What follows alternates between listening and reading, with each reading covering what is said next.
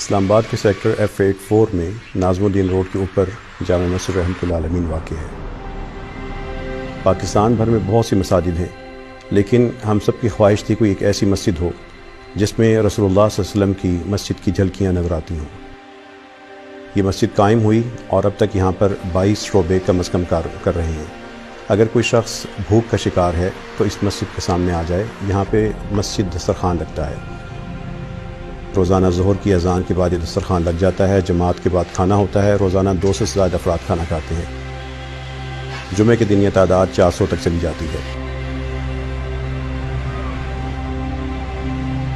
اگر کوئی شخص بیمار ہے اور ڈاکٹر سے چیک اپ کروانا چاہتا ہے تو یہاں پہ مسجد کلینک ہے۔ اگر اس کے پاس دوائی کے پیسے نہیں ہیں تو مسجد فارمیسی سے دوائی حاصل کر لے، اگر وہ مستحق ہے فری میڈیسن بھی اس کو ملیں گی۔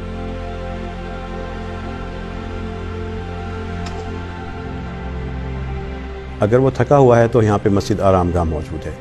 اگر وہ اپنے بچوں کی شادی کے حوالے سے پریشان ہے، باعزت طریقے سے ان کو رخصت کرنا چاہتا ہے یا ان کا نکاح کرنا چاہتا ہے، وہ پریشان نہ ہو، مسجد رحمۃ اللہ علیہ میں مسجد میرج ہال قائم ہے۔ یہاں پہ اس کو شادی کے تمام لوازمات مہیا کر دیے جاتے ہیں۔ اگر وہ صاحب حیثیت ہے تو کھانا خود پکوا لے، اگر وہ کھانا بھی نہیں پکوا سکتا نکاح کے لیے یا رخصتی کے لیے تو مسجد رحمۃ اللہ علیہ کے نمازی قافلہ رحمت ہے، وہ کھانا اس کو پکوا دیں گے۔ مسجد رحمۃ اللہ علیہ کا مسجد میرج ہال محبت ہی محبت ہے۔ جو دلہا اور دلہن یہاں سے رخصت ہوتے ہیں ان کو مسجد رحمۃ اللہ علیہ کی طرف سے تحفہ ملتا ہے، کبھی سوٹوں کی شکل میں ہوتا ہے، کبھی کیش کی شکل میں ہوتا ہے، کبھی اور چیزوں کی شکل میں ہوتا ہے۔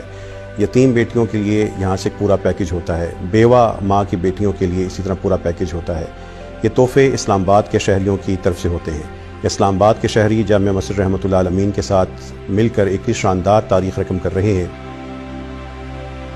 ہمارے سماجی رویے اسلام کی تعلیمات کے یا تو مطابق نہیں ہیں یا اس کے بالکل برعکس اور متضاد ہیں۔ ان میں سے ایک چیز جہیز ہے۔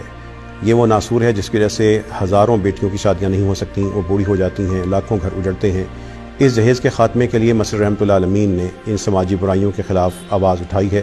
یہاں پہ ایک نوجوانوں نے حلف دیا، اسلام آباد کے لوگ جمع ہوئے، اللہ تعالیٰ کی توفیق سے پورے ملک میں یہ آواز پھیلی۔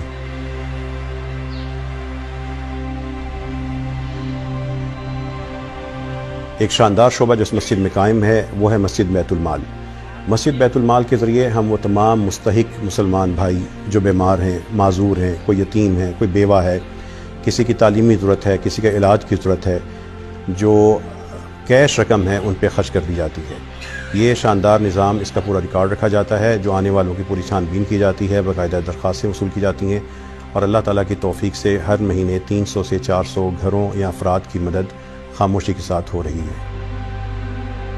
اگر کوئی شخص اس کے پاس کپڑے نہیں ہیں، اپنے بچوں کے یہ کپڑوں کے حوالے سے پریشان ہیں یا اس کے اپنے کپڑے پھٹے ہوئے ہیں تو یہاں پہ آ جائے۔ یہاں پہ مسجد فری گارمنٹ سٹور قائم ہے۔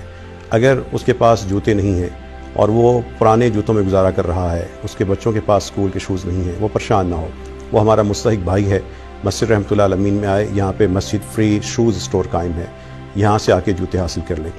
اگر اس کو بچوں کے پاس یونیفارم نہیں ہے تو اس کی تعلیم کو نہ روکے، وہ یہاں پہ آئے۔ مسجد یونیفارم بینک ہے، یہاں پہ لوگ اپنے بچوں کے لیے جو ان کے استعمال شدہ لباس ہے وہ جمع کرواتے ہیں، یا یونیفارم یا نئے جمع کروا دیتے ہیں، ہم وہی اچھی حالت میں ان کے بچوں کو دے دیتے ہیں۔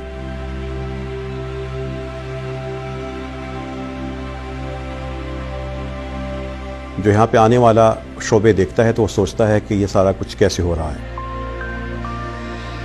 اس سارے کام کے لیے اللہ تعالیٰ کے فضل اور اس کی توفیق سے اس مسجد رحمۃ اللہ علیہ سے کوئی چندہ جمع نہیں کرتا، کوئی مانگتا نہیں ہے، بلکہ اللہ تعالیٰ کے کچھ خاص لوگ ہیں جو خود اس میں شریک ہو جاتے ہیں۔ ملک سے باہر وہ لوگ کبھی اس میں اکاؤنٹ میں پیسے بھیج کر، کبھی یہاں پر آ کے جمع کروا کر۔ ہم نے ایک نظام بنا دیا، اللہ تعالیٰ وہ نظام چلا دیتے ہیں، لوگ اس میں شامل ہوتے جاتے ہیں، اور جو لوگ اس مسجد کے ساتھ شامل ہو رہے ہیں وہ قافلہ رحمت ہیں، وہ گمنام ہیں، لیکن اللہ تعالیٰ ان کے کام کو دوام عطا کیے جا رہا ہے۔